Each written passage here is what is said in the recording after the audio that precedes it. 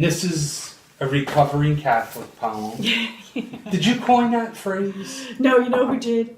I just stole it and been using it ever since. George Carlin. George Carlin has a stand-up, and he says, all those recovering Catholics. And I thought, oh my God, I can't take credit, but I like the recovering Catholic collection, especially the alliteration. It makes me giggle.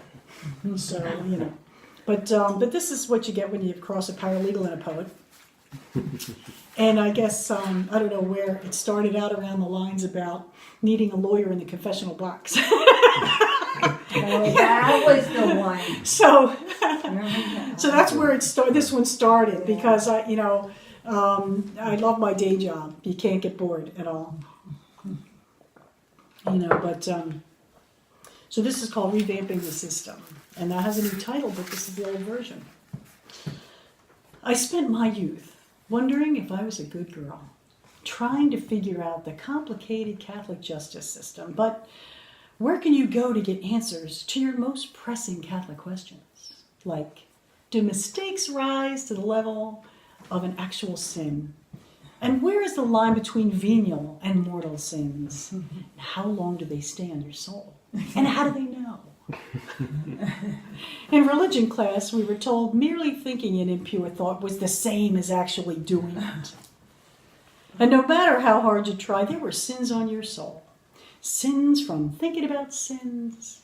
Sins from wishing you could commit sins. Even sins on our soul from before we were born. I'm sure I wouldn't have bitten the apple had I been there. But here I was, punished for it anyway. The same way that Mother Superior kept the whole class after school because of one kid. One brazen article with a shameful lack of faith. There is no trying in Catholicism. Either you're perfect or you've sinned. Now, there are lawyers for the arts. There are lawyers for judicial review boards. But what we really need are lawyers for the morally challenged. In effect, experts in sinner's law. Who better to speak for the common man than lawyers who are sinners themselves to interpret God's law and tell us what the Bible is really saying? Someone to find the loopholes, hammer out plea bargains to avoid lengthy trials on Judgment Day. Imagine lawyers in the confessional box with you to tell the priest, you have to prove intent to make that sin stick. Or ask, how low will this remain on my client's record? Someone to advise you to plead the fifth when you really, really need to. Bless me, Father, I cannot confess on the grounds that it might incriminate me. Someone to bang their fist on the defense table and shout, for God's sake, my client has suffered enough. She is the mere mortal in all of this, and your client is the all-powerful and living God, who could have prevented her from thinking impure thoughts at any time. At the very least, he's an accomplice, a co-defendant, guilty of coercion and entrapment. I should have been a barrister on the court of human frailty to speak for the modern-day Mary Magdalens. I think I've missed my true calling. That is the classic recovery Catholic poem. Actually, this one's my favorite. Can I do And this only someone with a background in law could have written that. Yeah, it is uniquely Which you you. have, yeah. I think this is my favorite recovering Catholic poem. Can I read this one? Yeah, sure. This is whether it makes the cut. St. Francis School and Other Nightmares of Childhood. St. Francis, that's down in southwest Philly, 49th and Springfield. 6 days into a 9-day novena, I begin to wonder if it's a sin to pray that Francis Lafferty will walk me home from school. I wonder, if some other girl prays he'll walk her home, which one of us will God listen to? In religion class where I learned too late, I am not supposed to ask questions about Catholicism. I ask Sister Mary why certain things happen during Mass.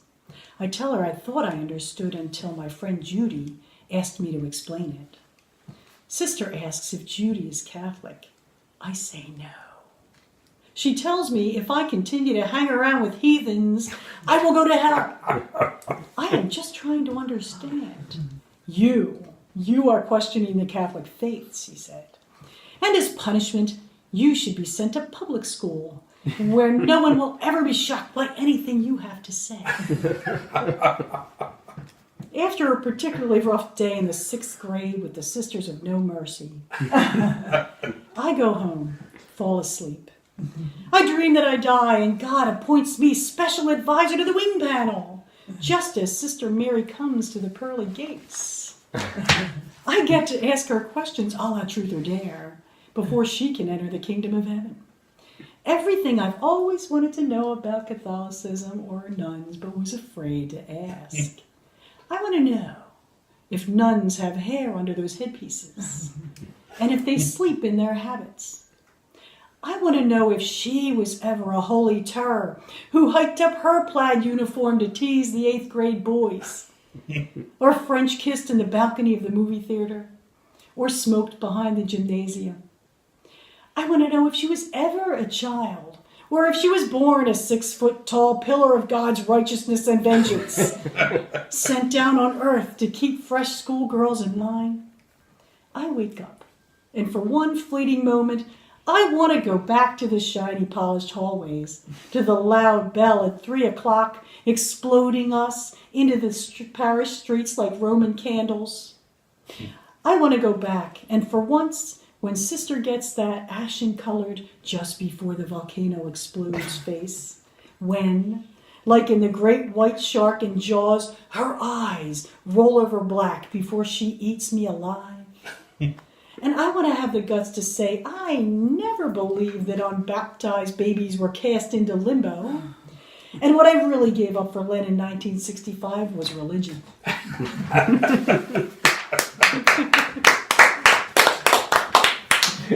Did you feel like you were onto something when you started writing these?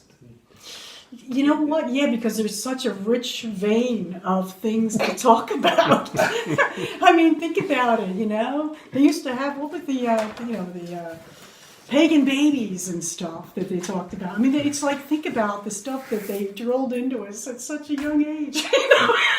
They were really inspiring poetry. You didn't realize that was...